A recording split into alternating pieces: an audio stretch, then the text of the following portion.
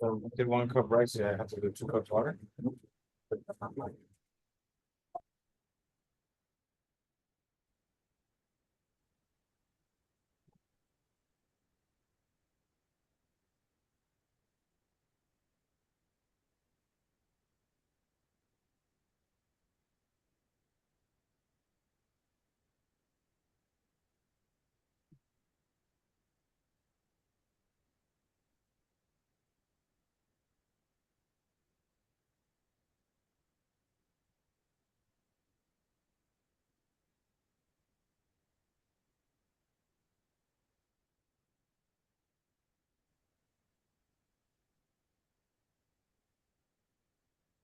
You gonna put like a sauce on it or something? No.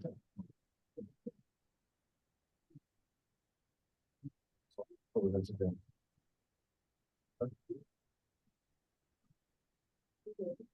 Oh, that was that. Yeah. You put the other one on there? Yeah. Oh, my dear, spin it. Just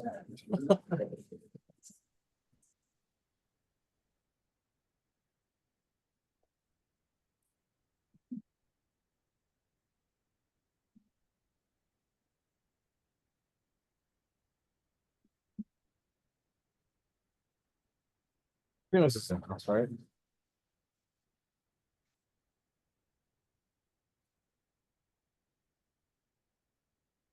Let's see.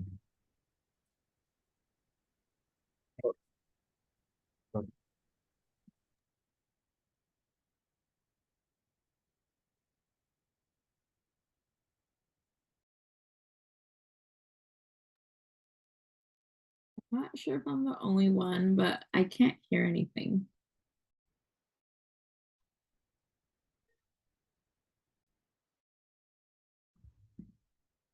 Guys, sorry. All right. You guys didn't hear a thing I was saying, right? Yeah, my apologies. Okay. This is like definitely not my stellar Zoom. I'm gonna go with that because we switched into the room. All right, I'm here now. Okay. All right, let's start that again. I want you guys to be able to hear me and be able to see that. So let's rewind. Rewind it. We're gonna redo this whole thing. So I'm gonna go right back to um the exam, get certified. So you'll go to nbcot.org. You're going to go to get certified, right? So you go there. You Wait, guys can go and get the handbook if you want. I highly recommend, grabbing it. I can't Um, see your screen. you can't see my screen now. See, I am really on a roll tonight. Oh my God. Okay, hold on.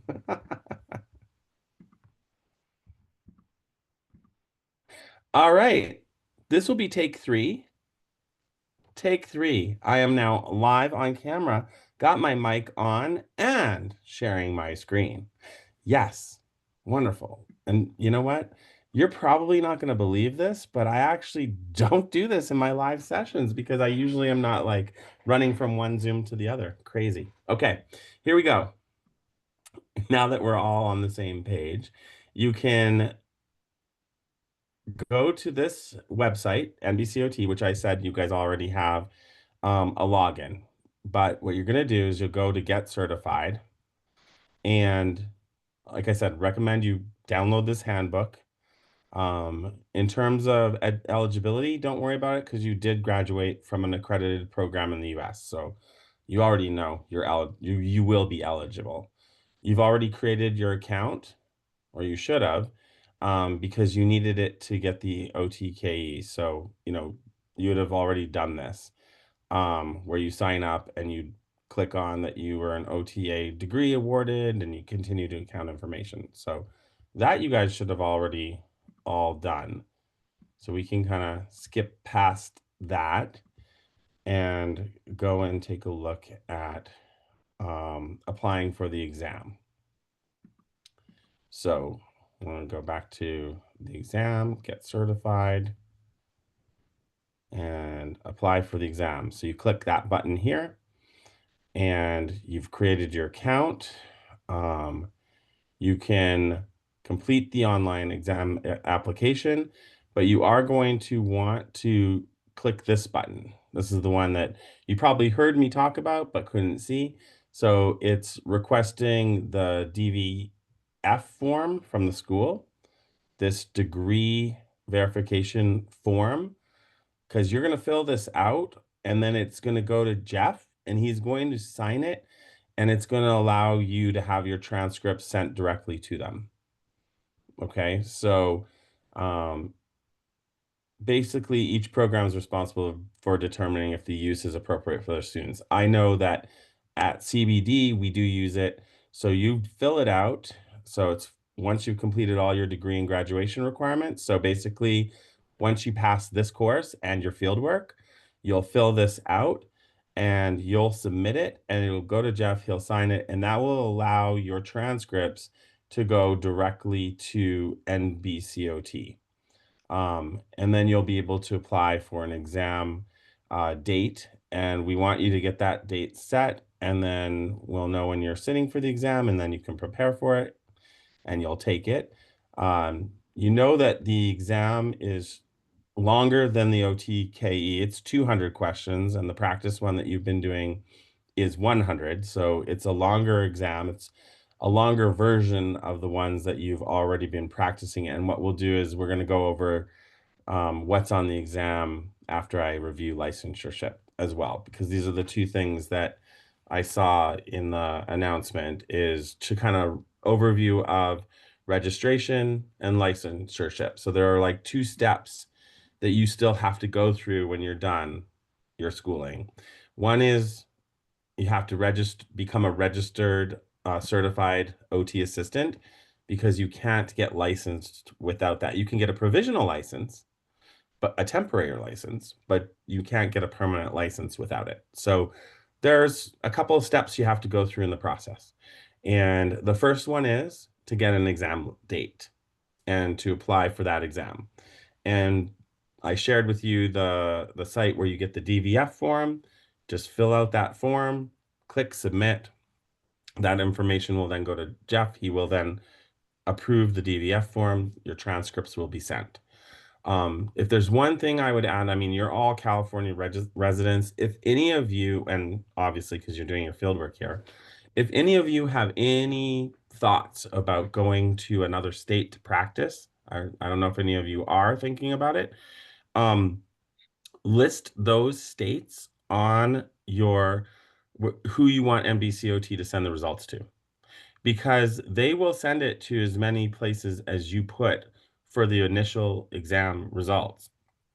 Afterwards, though, you'll have to go and request it for every state. So, for instance, I'm licensed in Massachusetts, Connecticut, Rhode Island, California, and I have an inactive license in New York and New Jersey. And yeah, I worked in all those states. So when I first took the exam, I had my results sent to New York, Connecticut, and where else? New Jersey. And so I didn't have to request those ones, and they were already there. Oh, is there an additional fee, Giselle? There wasn't when I did it. So good question. Check into that, because I certainly don't want to have you cost more money, but I know that you pay for it afterwards.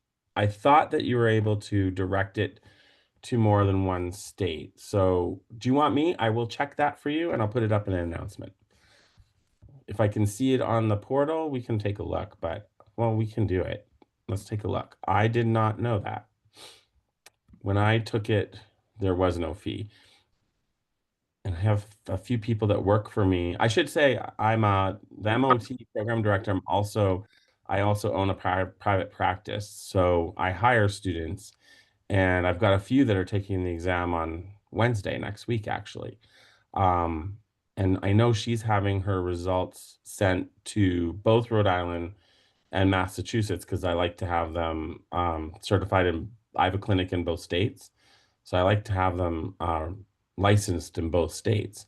So let's just go take a look here and see. Um,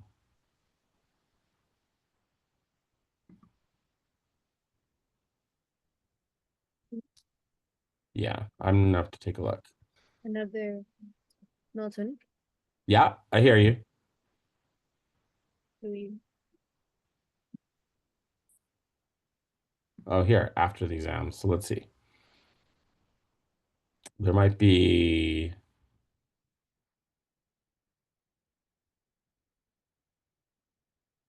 That's licensed. Yeah. It doesn't actually have it on here. I'll have to take a look. I'll look into it. I don't want to waste too much time on our live session, but I'll find out for you if there's an extra fee. Obviously, if there's an extra fee, then don't just send it out to every place that you think or wish that you would practice. Be more pragmatic about it. If you know you're going to practice in another state, then send it there. If not, start with California. Okay. I can't, it's not Angela that, just what's in the that? chat. Angela just responded in the chat. Oh, thank you, Angela. So let's answer the question. It's $35 per additional state. So again, if you're not gonna go to another state right away, you don't have to rush it. It's fine. One of the things about licensure is once you obtain licensure in one state, now California does not, we're gonna get to that. This is a nice segue into licensure. Some states have what's called a PAC. And so when you're licensed in one state, you automatically get licensed in like all the states in the PAC. Unfortunately, California has not agreed yet to join any PACs. So when you get your license in California, it will only be for California. But it is not that difficult once you have your initial licensure in one state to apply for a license in another state. For instance, when I applied for California, what you have to do is I didn't have to send my exam results actually to them at that point. Once you're already licensed and registered, I did have to have my NBCOT registration sent, but not my exam results. So I didn't have to give them my exam results, just my registration. And I had to send them a verification of my license in the state of Rhode Island, as well as Massachusetts and Connecticut, because I have 3 licenses. I had to pay the fee. I had to do the background check, the fingerprinting, and that was it. So once you're licensed in California, if you move, say, to, I don't know, Nevada, right? So you'll go to Nevada and you'll apply for a license in Nevada and you'll go through the steps and you'll have to send a license verification from California, and then they'll send it over there, and then they'll send over your NBCOT registration and whatever other requirements they have. So if you're planning on staying in California right now, don't worry, you're all set. You're good. It's going to go to it's going to get directed to the California board, which we can then segue right into what do you do after you sat for your exam. And as you saw on that little warning, it says just because you passed your NBCOT exam doesn't mean you're legally able to practice, because you're not. You have to also be licensed to practice. So that means that you have one additional step. And I promise you, it's not hard. It's just you have to fill out the paperwork. So it's just about filling out paperwork and waiting. And there's a little bit of a waiting game. So you'll go to the California Board of Occupational Therapy over here. So that's the website, bot.ca.gov. And here you can go to the button that says applicants. And you can apply for your license here online. What I wanted to show you is that California not all states have these, but California does have something called limited permits.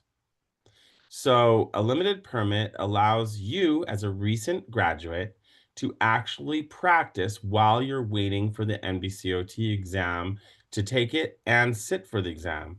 So that means that all of you are eligible to start working once you've finished your program at CBD. So if you pass capstone and you pass fieldwork, and basically then you can apply for and again, you still have to apply to take the NBCOT exam before you can go here, because you have to have that authorization to test letter from NBCOT to get this limited permit. They want to know that you've set an exam date. You can choose when you want to set that. So you can choose it to be a month or two out. You can get a limited permit. you can work on a limited permit up to 3 months from the date that they give it to you. And you can work for 3 months, but you have to have a signature and supervision from a licensed OT.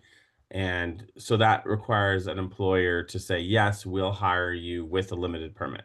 So, for instance, I do have someone, the person that's taking their exam on July 11th works for me and has a limited permit. She actually just got her permit this week. So she's going to work starting Monday, Tuesday, Wednesday next week, and 10 days until she finds out the results of her exam. Here's the clincher. If you don't pass the exam, and as it says, your limited permit is valid for 3 months. But if you get a failing score, you actually do not have your limited permit anymore. You have to wait until you pass it. So that is the only thing. You can get a limited permit, but if you do not pass the exam on your first attempt, it's the day that they get the day that you get a failing score, you have to stop working until you pass the board, and then you can apply. Then your license can be transitioned to a full license. So that's the one thing that you have to be aware of, is that you really if you're going to work for someone and have a caseload and stuff, you want to make sure that you're confident that you're going to pass that board exam, because otherwise, you're no longer able to work and stuff. But honestly, knock on wood, all of my limited permits except for one have always worked out. And I happen to be, sorry, one of those employers that's very understanding. And so I did have a COTA that unfortunately didn't pass the exam on the first attempt, and she had a limited permit. So what we did is she had to stop working and take 2 weeks of PTO until she took the exam, passed it, and then she got her full permit and started working again. So also don't want to catastrophize it and say it's the end of the world. If you get a limited permit and you don't pass the exam, you just have to understand the law. You can't work. So I don't want to deter you from doing it. I think that there's a lot of merit to getting a limited permit. If you're at a place right now where they want to hire you, you want to get that job. So get that job. And yes, did you have a question, Giselle? Yeah. What would be the difference between getting a limited permit versus just working as an aide? Oh, that is a great question. It's so funny because I just did a course for ethics and licensureship and all of that. So to answer your question, as an OT aide, you cannot provide any skilled services. So what that means is you can't call yourself an OTA, like an OT assistant, and you can't actually do any treatments that would be considered skilled. So as an OTA, you can do routine maintenance, setup, cleanup. You can transfer patients to and from therapy. You can basically, set them up with a cold pack. Well, actually, I don't know in California if you can do that. In other states, you can. So it's very limited what you can do depending on your state licensure act. But I know I can be conservative here. You can transfer your patients from the gym to their rooms if you were in like a skilled nursing or acute. You can run an exercise group as long as it's just a routine group and the OTR is within direct sight of you. So if they're watching you, the rule is no skilled therapy. So you cannot do ADL training, for instance. You cannot do therapeutic exercise. You cannot do any kind of assessment. So you can't really do intervention. You can only do like if it was a routine exercise group where they're all doing the same thing and everyone's just maintaining, and you've been shown to have service competency on it, then you can do. So it's like a rehab aid, pretty much. Does that answer your question? Okay. So be very careful if you take a position so you don't get yourself, because they'll know that you're trained. You have more knowledge than an OT aide. And so I think it's kind of just really up to you and where you work to have an honest, open conversation about what you can and cannot do so that there's no blurred lines. And I actually have someone doing that right now. She helps me out on Wednesday nights. We run an exercise shine group. It's a sensory integrative exercise group. She's finishing her last placement and then going to work for me. So she is an OT aide, but she never runs the group by herself. She's basically there with me. I run the group and she helps me. That's it. So she corrals the kids. She'll set up swings. She'll set up the obstacle course, and she'll help me manage the group. But I'm running the group. Does that make sense? So if you can get a job like that while you're waiting, that's also good. Madeline, you had a question? Yeah, I'm so sorry. This is might sound a little bit like mean, but we're all like super stressed about the test, and this is like not information that we necessarily need at the moment. So I was hoping that we could Not maybe go over the mean. questions. We only have 20 minutes left. Not mean, and I'm willing to stay on a little longer because I got 10, if you are, I got 10 minutes delayed, so I won't rush you off. So, okay, Okay. we will move on. I just Thank you wanted to so cover much. what it was in the in your announcement. So that's really all I needed to cover. And we can move forward. So I just really need to do registration quickly, licensureship. You guys can do that after the exam. So let's move over to so you know what, Madeline, what would you like me to go? I'm going to ask you, what would you like me to go on to next? Do you want me to go over the 3 domains and the percentages, or are you guys thumbs up, thumbs down? No? I think like the practice test that you said, or the practice questions that you said that you had for us would be super helpful. And I think mostly like domain 2, I think is since that's the largest That's what I've got piece. for you. Yeah. Okay. So And let's do a if few. we could hopefully go over maybe like some orthosi application if possible.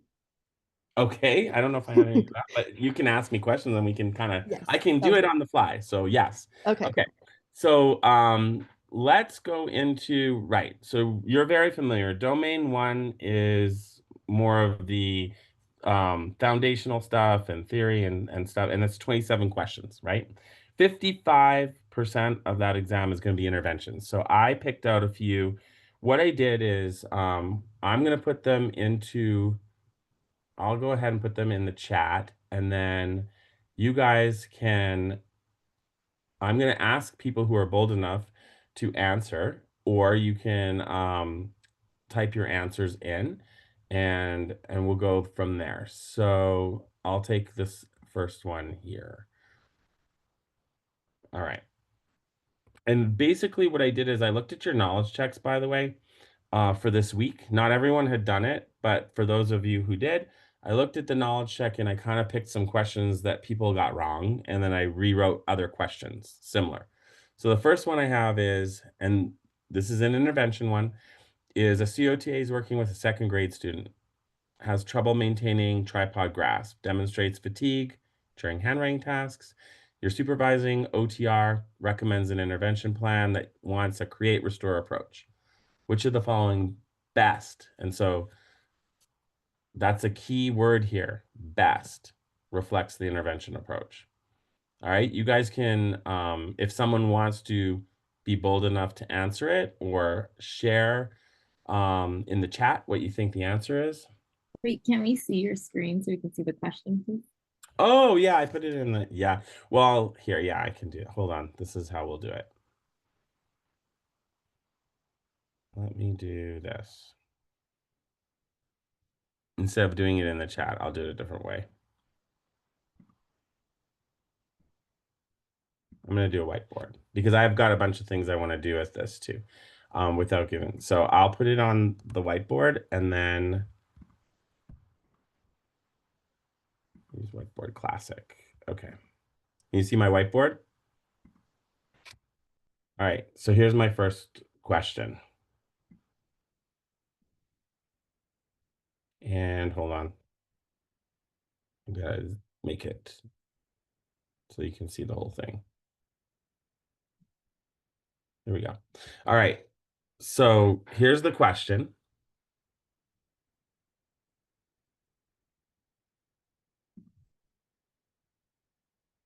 Take a minute to kind of think through it. And then why I did it on the whiteboard is because we're going to break the question apart in a minute. There's as much value in getting it wrong as there is getting it right. Just so you know.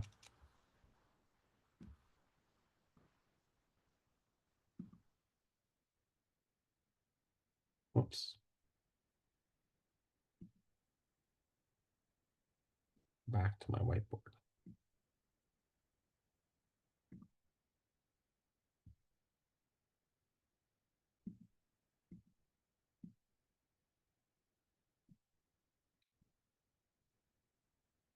All right, anybody?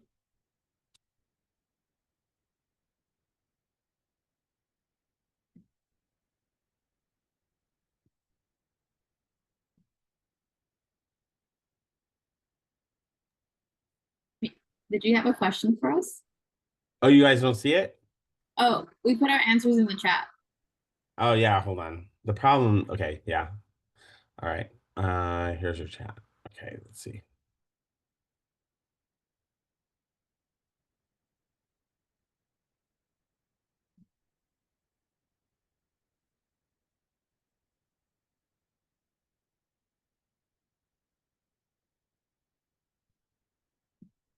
Hold on.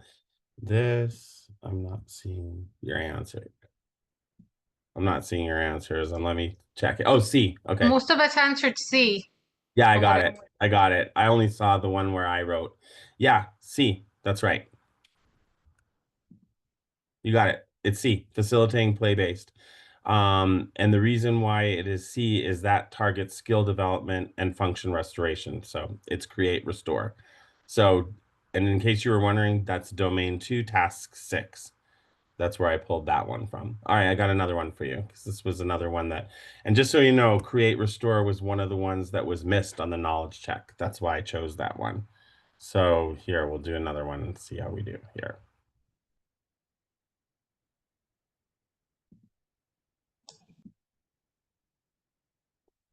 Okay.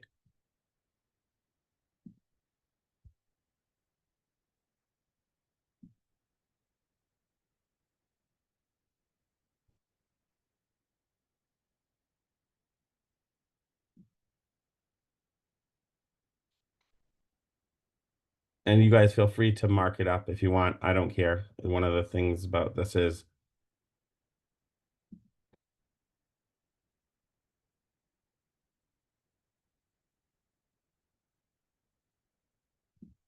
so if I was working on this, these are some of the things I would kind of underline and highlight.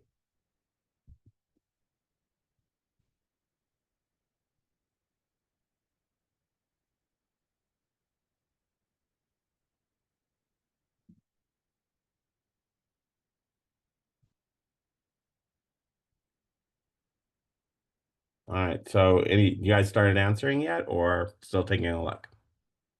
Because I'm trying to get okay, there, we're getting it. All right.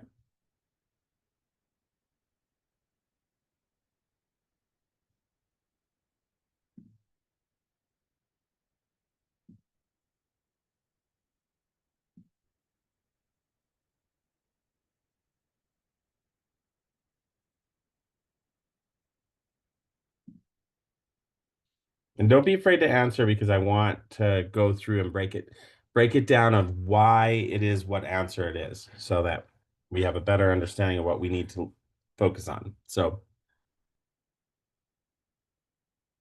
okay, awesome. I've got enough responses. I can go over it. Okay. So a few people did pick A, right? So they thought maybe using the goniometer. And the reason why it is not A is because this is a biomechanical approach, measuring shoulder flexion and abduction. The answer is B, and the key to this is where it was written as occupation-based. Okay, so occupation-based would imply that you would want to watch them engaging in an occupation. Okay, so when you're reading, there's always going to be a bunch of distractors here. So the two things that were really key is the occupation-based, functional, and then best. So measuring shoulder flexion and abduction is biomechanical. Palpating is also looking at manual muscle testing and strengthening, and that's not occupation-based, as is D. So that was the only one that stood out that was occupation-based. So good. If you got D, that is the right answer. All right, I'll give you another one. Let me go and get it. All right, let's see.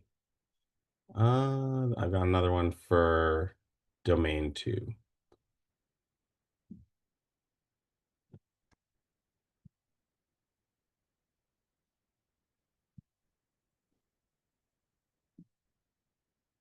Okay, so I'm just going to put it right underneath.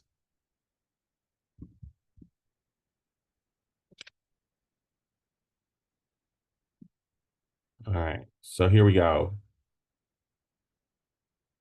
Now you're working with a client that has a left CVA. They've right-sided weakness. Their goal is to return to cooking meals. What intervention best supports their ability to engage in this occupation?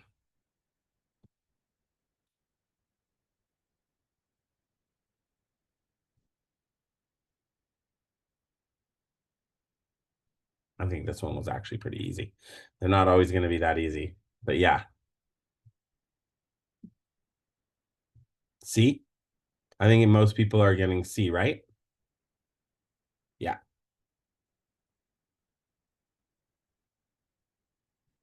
And did anyone, number one, dressing has nothing to do with cooking. So you just immediately eliminate that. So one of the things I said I would do tonight too is kind of give you some test taking assistance. So there's always going to be one that's not going to be right. So you can just eliminate that one always. So that's what you want to do, eliminate it. The next thing is we want an intervention that's going to help with occupation. So first of all, does repetitive range of motion exercises do anything anyway? And secondly, shoulder flexion. Think about it. Do we do this when we're cooking? Really? Not unless you're flipping pizzas. But if it was like hanging your clothes in the cupboard, that might actually be an answer, but not for what we said. And then this is patient education right here. And it's talking about all ADLs, not just meals. All right. So you guys are good. Let me get rid of these. Let me get rid of all of these pencil marks because they're driving me crazy. All right. And we'll get another one. Let me get you another question. All right. I don't know if I've got, let's see if this one's a little harder. Oh, all right. This is another area that I noticed a couple of things you guys were missing on the knowledge check. So let's see.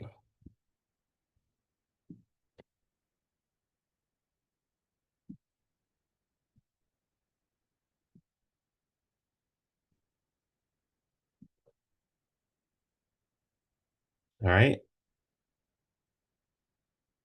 So you're in a senior center. You're going to design a program for older adults recently diagnosed with hypertension, and you want to reduce the risk of further complications. What is the best intervention?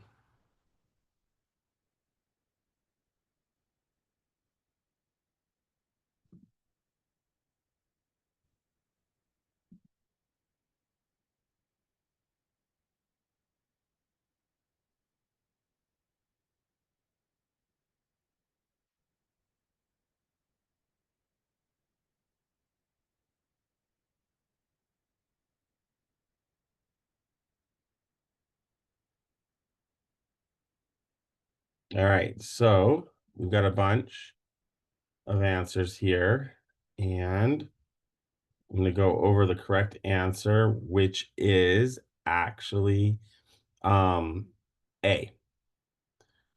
Because we want it to be a secondary intervention. So a secondary is when they already have a diagnosis. So we know they have a diagnosis, and that's why it's not home safety modifications for all, because that's a primary prevention strategy. It's not a general walking club because that is also general public, which would be primary prevention. And then joint protection is therapeutic, but you're targeting an existing condition. So they already have an existing condition. Whereas the healthy meaning planning, it's early hypertension. So they have a condition, but you can prevent their progression of it. So it's secondary. And that was one that I noticed a few people missed. So that might be an area to go back and review when it's health, wellness, and promotion. Take a look at your material in class on that, on primary, secondary, and tertiary interventions. So just because I picked that out of the knowledge check today, and I noticed that that was one that a few people had missed. So I thought I would pick that one out. All right. Well, I did. I have another one like that too. Let's see if you can pick another one, because I also thought that these ones were maybe a little bit trickier because you have to understand. And I think that we don't spend as much time studying health and wellness. So I did one more. So I got one more to see if you can get this one. Get rid of that one. So which one of these do you guys think is a primary prevention strategy? Given the information that I just shared with you.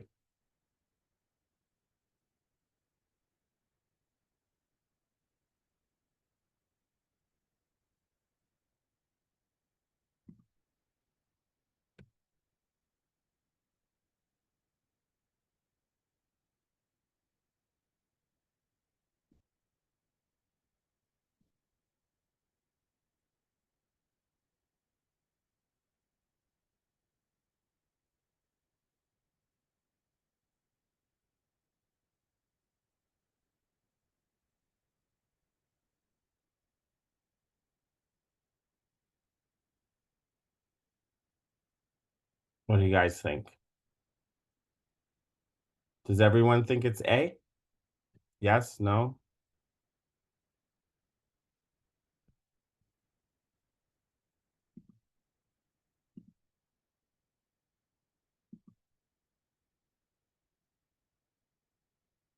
All right, let's go through it.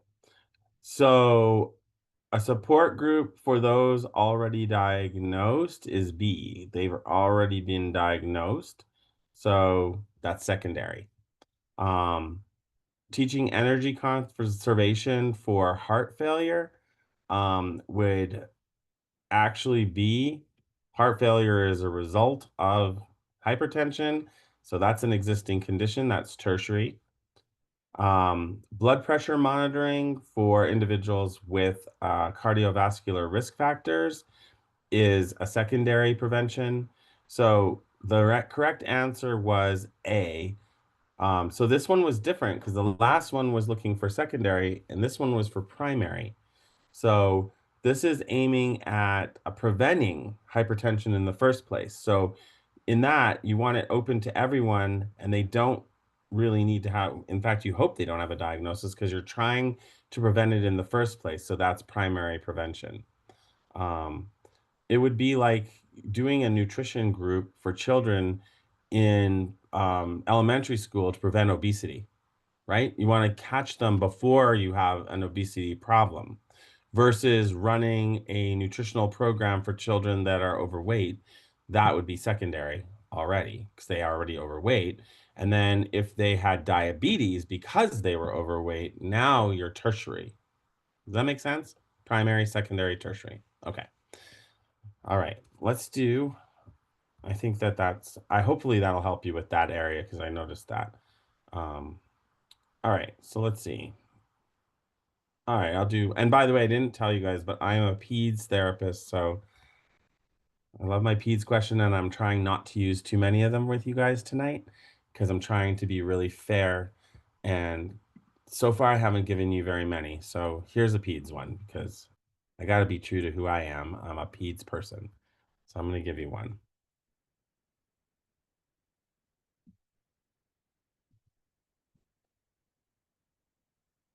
Okay. Assistive technology was another area that I saw a couple of people miss those. So I pulled out one for that.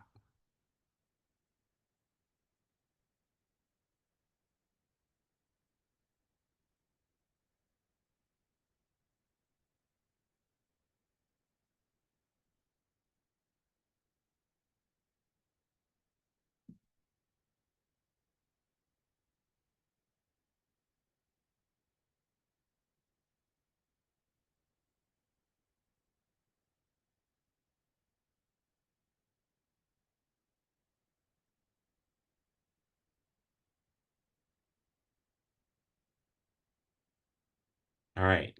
So I have a few people put B. And before even going to my notes, it popped in my head because this is what I do. B is it is a low tech device, low tech. And but it's not the best answer because most appropriate is what it's looking for. So a pencil would be low tech. This is a child with CP, probably not going to, and that's one of the keys is looking at decreased fine motor, CP, what is the most appropriate? And in this case, and what is low tech versus a little higher tech, the best answer for this one is the word prediction software tablet. There's one again in this that is completely wrong. So get rid of it, right? Grab bars. So you get rid of that one right away. Why is verbal dictation not? I think it's because it's not an assistive technology. It's not, it's compensation, right? It's certainly by the way, it's certainly a valid support for a student with CP, but it's not assistive technology. Exactly. Assistive technology. And honestly, pencil grip, I immediately thought low tech, but I could see the argument for a pencil grip also being an adaptive device, which is assistive technology too, by the way. I think we forget sometimes that assistive technology is broad, right? It includes things like a mouth stick that you'd use to hit the keys on a keyboard, all the way up to the most sophisticated eye gaze systems that we can use to move a cursor with your pupils. Okay, so it goes from low to high. So if you picked B versus C, you're on the right track, and it only goes to show that there's usually two answers for these questions. And what the key is if it puts in italicized most, best, least, those are your key words that help you to kind of pick which one is going to be the most appropriate and to support their participation. All right, let's see if I think I've got one more, and then I do think that I will also, some of you may be exhausted and want to just log off after the hour, but for those of you that want to stay on, I'll kind of as a bonus do concept mapping. And then those of you that don't want to, I totally understand. It's okay. All right, I am going to do one from domain 1 because domain 1 is also worth 27%, which is 27 questions on this exam Friday.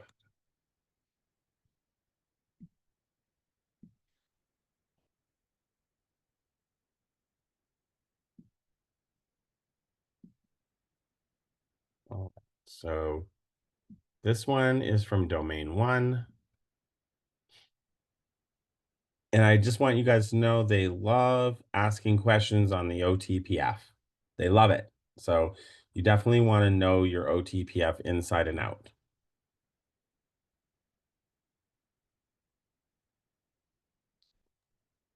Will you be hosting like office hours tomorrow by any chance? I can if you want. You know what I can do? I can. Yeah, I mean I can. I certainly can. So I can make something work for you guys. So after this, basically, hold that thought, and then we can discuss like what times work for you. I'm on a similar time zone. Even though I live in Massachusetts, I happen to be in Alberta, Canada right now. So I'm literally 1 hour off of your time zone. So that's why I'm like, I can do pretty much anything. I just need to plan it for tomorrow. That's all. So I have to pick up my in-laws at the airport. That's why. I'm at my family, but my in-laws are also coming here tomorrow for a big family event this weekend. That's why I'm in Canada. So I just have to plan around the airport pickup, and that's about it. Everything else, you guys are important. So I'm gonna make you the focus. So it's fine. Okay, so let's see. You know what's so funny? I'm gonna stop sharing this for a minute. The chat when you use the whiteboard, I don't actually use the whiteboard that much. I usually use like Kahoots and things, but I thought I was gonna do something different, but anyway, I can only see every time I see, and I hope I'm saying your name correct, Ira Cruz. I see all of your responses and nobody else is on the chat. It's so frustrating. So I'm gonna go and stop sharing the whiteboard and then I'll be able to see the chats. So let me do this. All right. Nope, I'm still only seeing, for some reason, my chat is being a little bit funny tonight. That's Most okay. people said A. Thank you. All right. Well, that's what she put too. But I was like, all right, I just want to make sure. And it is A. So you guys got that. And you got that well. Okay. What I wanted to do is if you give me 8 minutes, because it took me 8 minutes to switch over to the other Zoom. Let me share with you, and I think this is going to be really valuable for you. Most of you don't know anything about concept mapping. And I'm going to share with you something that I've done with, I was a program director at another program, which was a hybrid. We hybrid bridge. So we bridged students that were OTAs to MSOTs. Okay. So similar to where you are at now, except going to the next level. So the students that I teach now. I started doing this lesson in concept mapping, and when my students started doing it in my PEDS course, their grades increased 20% on my exams. We went from a class average of 70 to a class average of 89, which I didn't change the exam at all. I just changed how I prepared them for it. So let me share it with you guys if you'll give me a few minutes just to share it, and use it if you want or not. It's your choice. It is a tool that you might find helpful. So I'm going to show you what I call well, I don't call it. It's called concept mapping. I didn't make it up. It's a actual thing out there. And basically the way this works, and I'm going to use the whiteboard because how I would do it personally is I would have a white piece of paper in front of me. And I would start with, and I'm going to use what I know best. So I'll kind of use a pediatric topic, since that's what I've done for 27 years. But you can apply this principle to anything. So let's say that you start with something like, let's say, feeding and swallowing, right? I'll write that down on my paper because it's something that I know might come up on an exam.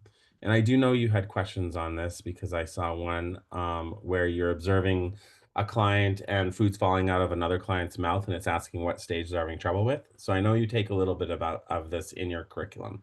So I'm not way off in this map. So I would go and I'd write down feeding and swallowing. And then I would say, all right, well, what do I know about feeding and swallowing right off the top of my head? Well, I know that there are, 4 phases to feeding and swallowing. So then I draw another circle and I do 4 phases. Oh, okay. So there's 4 phases, and I might even just kind of, I draw a line to this one. And then I might draw another, and basically on my paper, these are circles. All right. So I draw a circle, I do 4 phases.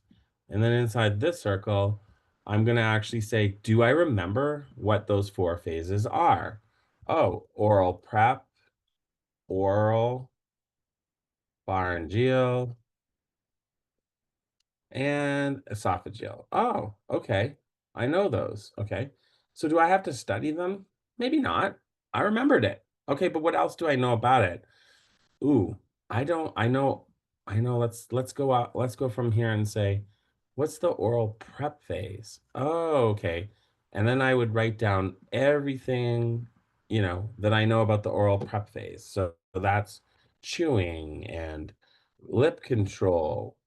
Oh, and I think we learned something about food consistency. Okay. All right. So I know about that. Gosh, I don't remember anything about the esophageal phase. I don't remember anything. I think I might have to come back to this.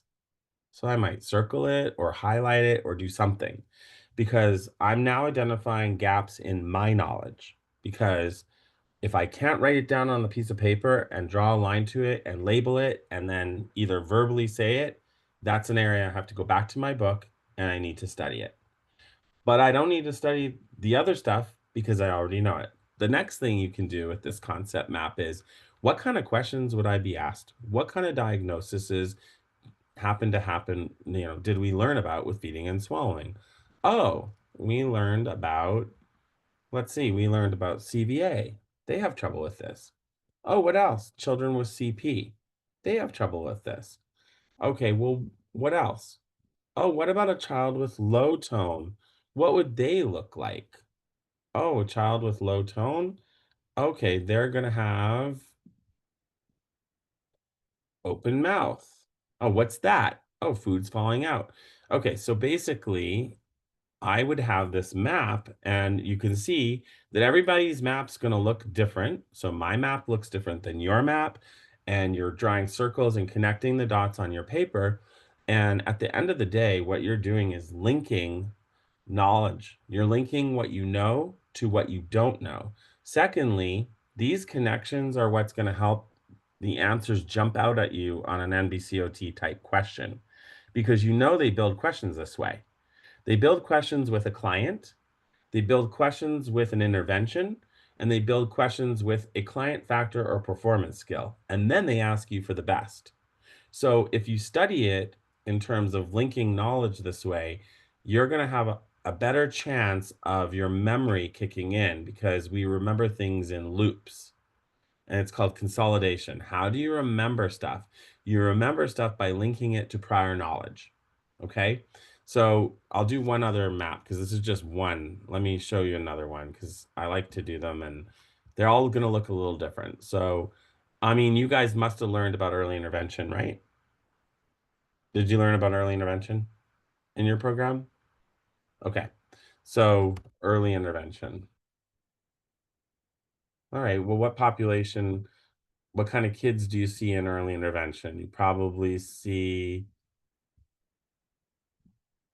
kids with cerebral palsy, probably, right? And then what did you learn about kids with cerebral palsy? Well, you probably learned about tone. Okay, well, then you might have learned what's high tone, what's low tone. It's either high or low, spastic, or, and then you learned what else? What types of CP? You could also have learned, how do you classify CP in your conditions class? Oops. So you might have learned, again, you're going to write them down. What kinds are there? Well, there's spastic quad. There's diplegia. Oh my gosh, I don't remember what diplegia is. I might have to go look that up. But if you do remember, then don't worry. You already got it. There's diplegia. There's tetraplegia. And there could be monoplegia. And then there's hemiplegia.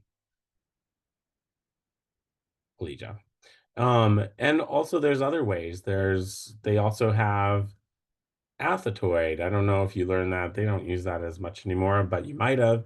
Don't know what your textbook is because I don't use yours as much as the one for Jan K. Smith for occupational therapy. But choroid athetoid is in there. So you might have learned about that. So then what does that mean?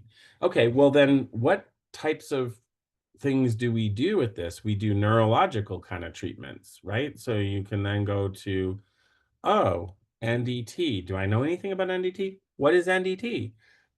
And NDT is used with CP. So if I have a question on the exam, it's CP, early intervention, tone. Wow, okay, my brain's going to start connecting the dots. This is just a really quick picture of what concept mapping can do. Now, I said that I prefer to write it. Do you know why I prefer to write things out as opposed to using, because there are software programs that will help you with you can do concept mapping, but I find that when you type, you actually don't commit to memory.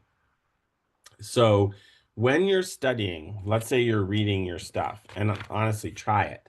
get out a white pad and just doodle as you're reading the work, as you're memorizing. The fact that you're moving your hand and your pencil helps with memory. So one of the things that I highly suggest is you're not allowed to use a cheat sheet. You're not allowed. I know you're not allowed. But why don't you make them anyway? Create them. Pack as much information onto the front and back of a piece of paper as you can. Make it small and write it, and then write it out again and again and again. Because when I used to allow people to use cheat sheets for neuro, they most likely never pulled them out of their pocket. You know why?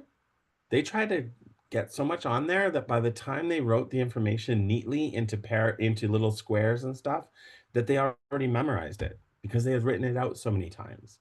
So between the concept map and writing out your concept map, then which will help identify gaps in your knowledge. Once you identify that gap, write it out. Make yourself a study guide, a cheat sheet, and don't type it. Write it. Say it, write it, close your eyes and recite it. So read it, write it, recite it. Those 3 R's. It will help you commit the information to memory. And then the other thing is when you're taking your exam, the first thing you do when you look at the question is close your eyes and imagine what the answer is. Look at the answers, and if you see it, pick it. That's the one. Okay. The other thing is if you don't see the answer, if it doesn't jump out at you on Friday, mark it, skip it, go to the next one. Do not waste time on something that you don't know. Or I'm going to tell you, it's not that you don't know. You're anxious because you didn't see the answer right away. You're going to feel unprepared and it's going to throw your test. So what you want to do immediately is move on to the next question. And if you don't know that one, move on to the next one. You need to build your confidence in a test and you need to build it fast. So you don't worry about it. And I'm telling you, really don't worry about it. It's luck of the draw, what questions you got. So start answering until you see the ones and you're in a pattern and you got it, you got it, you got it, you got it. Then go back to the ones that you didn't get.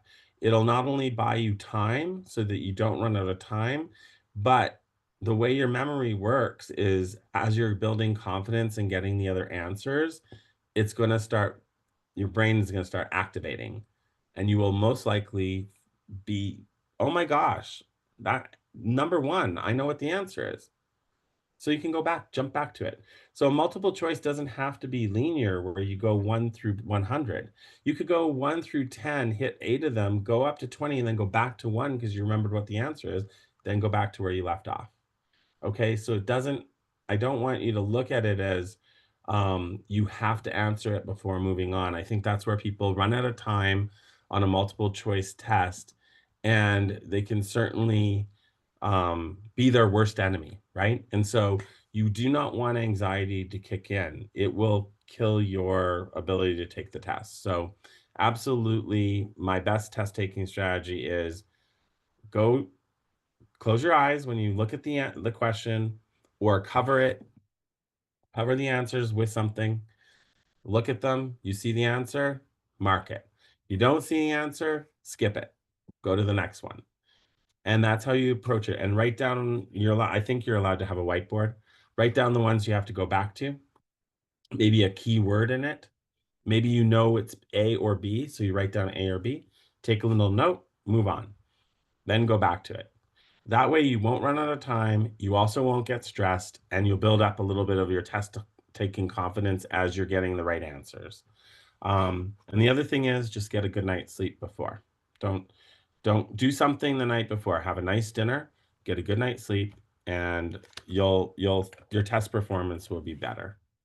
Even if you think that studying all night will help you, it won't. It'll be better to get a good night's sleep. Okay. I'm now 16 minutes over, so I think we're good in terms of, I apologize for the late start. Office hours, how many people, what works for you guys? What can I do to help support you for tomorrow? When would you like me to, morning? So morning works for you guys. Okay. If I had office hours between, say, 9 and 9 and 10 or 9 and 11 tomorrow. Would that work for most of you? So after 9? Yeah, so for me that would be 10. So I could do that because I have when do I have a meeting? I have a meeting not till 12. 12 o'clock I do have one meeting. So I could do tomorrow 9 to 11. I could have office hours. I'm gonna have to give you guys a Zoom link then. I'll put it in the announcement. Why don't I just put an announcement in your class that I'm going to host office hours between 9 and 11 tomorrow. Pop in, come ready with questions. I will do my best. I'm not replacing Jeff. I don't think I can. I don't know your curriculum the way he does. I'm just here to help you guys. Okay, so bear with me. I'll do my best. Happy to help you out. And again, I apologize if we spent time on the licensure and registration tonight and not enough time on questions. I was just trying to follow the announcements. Can I just get a little feedback? Did the questions I put up at least help a little bit? Okay, because I did pull them from the knowledge check, so hopefully. Okay, I'll have office hours for you tomorrow.